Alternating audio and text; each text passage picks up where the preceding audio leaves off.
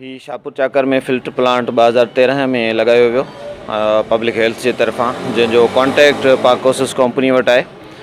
उनजो पाकोसिस कंपनी जो अक्टूबर 2019 ताईं कॉन्ट्रैक्ट हुयो। उन खां पोइ उनजो कॉन्ट्रैक्ट ख़तमु थी वियो। हाणे जेको आहे सो उन खां पोइ वरी हिन खे वर्बली जेको आहे सो पाकोसिस कंपनी खे हिनने ठीको ॾिनो आहे पब्लिक हेल्थ वारनि, जेको मुसलसल बिल त वठनि पिया, लेकिन फिल्टरनि ते पूरे डिस्ट्रिक्ट में जिथे भी फिल्टर प्लांट लॻियल आहिनि कंहिं ते रुपयो बि ख़र्च कयो कोन वियो आहे।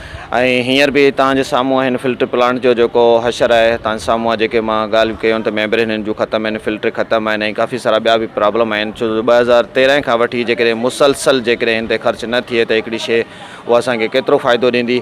इन जे लाइ असां DC साहब खे बि लिखियो आहे, काफ़ी दफ़ा लिखियो आहे, लेकिन को बि हुन ते अमल न थियो आहे। पब्लिक हेल्थ एक्सन खे बि लिखियो आहे, लेकिन हुन ते को कोन अमल थियो आहे। पर हींअर जेको मौजूदा DC साहब आया आहिनि, हुन असांजी एप्लीकेशन ते एक्शन खयो आहे ऐं जेको आहे सो पूरे डिस्ट्रिक्ट मां जेको आहे सो हिननि जा SDO साहब जेके आहिनि उन्हनि जी हिकिड़ी कमेटी ठाही वई आहे, जेके पूरे डिस्ट्रिक्ट जा फिल्टर प्लांट विज़िट कंदा ऐं विज़िट थियण खां पोइ हू इहो असांखे ॿुधाईंदा त हिन ते केतिरो ख़र्चो आहे ऐं हिन खे कहिड़े तरीक़े सां हैंडल करिणो आहे।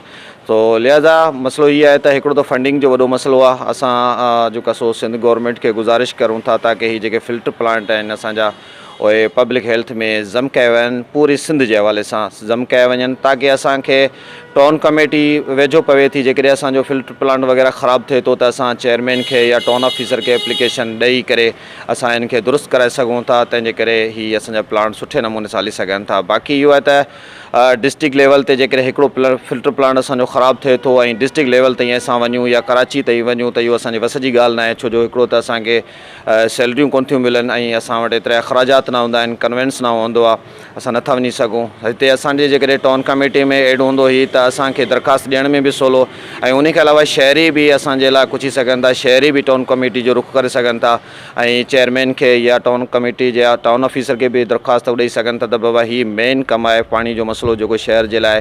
ऐं हींअर इहो मां तव्हांखे ॿुधाईंदो हलां त शहर शाहपुर चाकर जो ज़मीन जो जेको पाणी आहे उहो हाई TDS आहे, तक़रीबन 1500 खां वठी 2500 ताईं TDS आहे, जेको क़ाबिल पीअण जे इस्तेमालु जहिड़ो न आहे। ऐं इन खां अलावा हींअर जेके ॿाहिरां लोकल जेको पाणी माण्हू सप्लाई कनि था डबनि में, जेको 20 खां 25 रुपया शहरनि खे उहो मुहैया कयो थो वञे, 100 बि उहो पीअण जे लाइक़ु न आहे। सो लिहाज़ा असां मुसलसल जेको आहे सो एप्लीकेशन वग़ैरह ॾिनियूं आहिनि ताकि हीअ जेका शाहपुर चाकर जे विच शहर में फिल्टर प्लांट लॻो वियो आहे ताकि इहो हले ऐं इन खे हलाइण जे लाइ असां हर टाइम जेको आहे सो तयारु वेठा आहियूं। पर हाणे छा आहे त सिंध गवर्नमेंट हिन ते ख़र्च कोन पई करे। जीअं ई हिन ते ख़र्च कयो त इंशा ताला ही फिल्टर प्लांट जारी। असां वटि शाहपुर चाकर जी हिकिड़ी वसी आबादी में जिते पीअण जे पाणी जो मसइलो हिन वक़्तु ग्लोबल सूरत इख़्तियार करे वियो आहे, उते असां वटि शाहपुर चाकर में बि पीअण जे पाणी जो मसइलो आहे। हिकिड़ो वक़्तु हो जो हर घर जो हैंडपंप जेको हूंदो उहो ॿिठो हूंदो, पर हिन वक़्तु हुन हैंडपंप जे पाणीअ में न रुॻो मुख़्तलिफ़ क़िस्म जा कंटामिनेंट्स अची विया आहिनि, पर उहो पाणी खारो बि आहे ऐं मुख़्तलिफ़ जिते वाहर में वाराबंदी हुजण जे करे बि उहो पाणी जेको आहे उहो मुकमिल तौर ते वाटर सप्लाई असां वटि बराबरि तरीक़े सां फंक्शनल कान्हे का। त पीअण जे पाणी जो तमामु वॾो मसइलो आहे। उन पीअण जे पाणी जे इशू खे असां वटि काफ़ी दफ़ा टेंडर बि थियो आहे, पर अञा ताईं उन ते कमु शुरू न थी सघियो आहे। नेचुरल हिकिड़ो फिल्ट्रेशन प्लांट लॻाइण जी ॻाल्हि कई पई वञे, जंहिंखे पब्लिक हेल्थ टेंडर कयो बि, पर शायदि कोरोना जे हवाले सां पर उहा स्कीम जेका आहे उहा रुलण जो शिकार थी वई। पर ॿुधण में अचे पियो त उहा स्कीम हाणे वरी शुरू थियण वारी आहे या उन जा पैसा हिन ADP में रखिया विया आहिनि।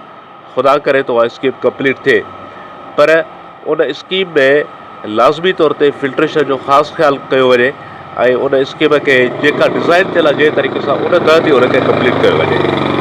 ॿिए नंबर ते असां वटि जेको हिते फिल्ट्रेशन प्लांट लॻल आहे, हिकिड़ो ई RO प्लांट लॻल आहे जेको टाउन कमेटी अंदरि लॻल आहे, उन में ॿियो कुझु बि कोन्हे को उनजी जियो मेम्ब्रेन शीट ख़राबु आहे गुज़िरियल 2 सालनि खां। जेकॾहिं उनजी जियो मेम्ब्रेन खे तब्दील कयो वञे त उहो पीअण जो पाणी जेको आहे शहर वासियुनि लाइ काफ़ी आहे, उनखे बि बहितर कयो वञे। शाहपुर चाकर जे रहवासी पाणी जे करे ॾाढो परेशान आहियूं। असांजो वाहिद हिकिड़ो फिल्टर प्लांट हो जेको बि हींअर तबाह ऐं बर्बाद थी चुको आहे, छो त रिपेयरिंग न करे वई। उनखां अलावा असांजी जेका वाटर सप्लाई जी स्कीम जेका आहे उहा सालनि खां असां वटि हले पई, पर मुंहिंजे ख़्याल में उनजी का बि रिपेयरिंग न थी आहे। उनजा जे ॾिसबा त पाइप नाली जा सेवरेज ऐं ड्रेनेज जा ॿई मिली चुका आहिनि, जंहिंजे करे दुनिया कोरोना खे मुंहुं ॾिए पई, पर शाहपुर चाकर जा रहवासी गैस्ट्रो खे मुंहुं ॾियनि पिया, मलेरिया खे मुंहुं ॾियनि पिया, अञा वधीक जेके पेट जी बीमारियूं उन्हनि खे मुंहुं ॾियनि पिया। असांजा ॿार बीमार थियनि पिया सिर्फ़ु इन जे करे त असांखे बहितर पाणी नथो मुहैया करे पर जेको हल्को फुल्को पाणी आहे उहो बि साफ़ु सिधो नथो कयो वञे। मिसाल तौर ते ॾिसबो त असां वटि जेके स्टॉक करण जा तलाउ आहिनि जेका उनजी कंडीशन कहिड़ी आहे उते कुता मुआ पिया आहिनि या ॿिलियूं पियूं या अञा वधीक अहिड़ा जानवर आहिनि जिन जे मरण सां उते वॾा हालत ख़राबु थी विया आहिनि उन्हनि ते जरासीम थींदा वञनि था उहे पाणी असांखे ॾिनो वञे थो असां पियूं था छो त असांजो जर उहो 100% ख़राबु थी चुको आहे। ॿिया कुझु अहिड़ा माण्हू जेके पंहिंजे वत वसाहार उहे शयूं वठनि था पाणी वठनि था पंहिंजे पैसनि ते पर कुझु अहिड़ा ग़रीब आहिनि जेके इहे पाणी पीअनि था उहो पाणी पीअनि था वापराइनि था उन्हनि वटि गैस कोन्हे का उहो न को उॿारे सघंदा न को अवेयरनेस आहे उनखे। सो मुंहिंजे ख़्याल में इन शइ ते गवर्नमेंट खे नज़र रखणु खपे त असांजो हक़ु आहे पाणी जेको असां ॼावाऊं हिन दुनिया में तव्हांखे टैक्स पे कयूं था हर इंसान जो हक़ु आहे त उनखे साफ़ु पाणी मुहैया कयो वञे उन तव्हांखे ॾिसणु खपे।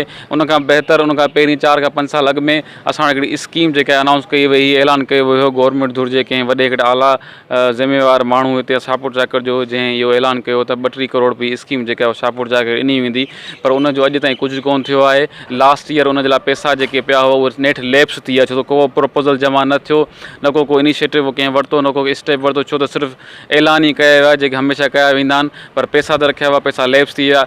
हिन साल उहो उन जी बजट वरी रखी वई आहे पर मुंहिंजे ख़्याल में जे उहा उन लाइ प्रपोज़ल जमा न कराइबो कंहिं टेक्नोक्रेट खे उनखे विच में न आणिबो त उहे पैसा वरी लैप्स थी वेंदा।